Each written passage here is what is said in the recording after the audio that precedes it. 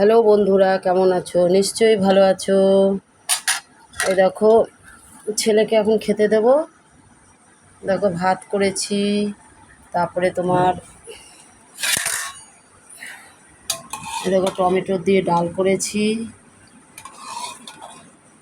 বুঝতে পেরেছো? টমেটো দিয়ে ডাল, আর হলো আলু ভাজা, তারপরে ধরো ডিমের মামলেট করেছি, তারপরে এক পিস মাংস ছিল ফ্রিজে, দেবো না ওকে, তাও গরম করেছি। এক পিস মাছও ছিল, তারপরে দেখো শশা। আজকের মেনু দেখতে থাকো, ভালো থাকো, সুস্থ থাকো।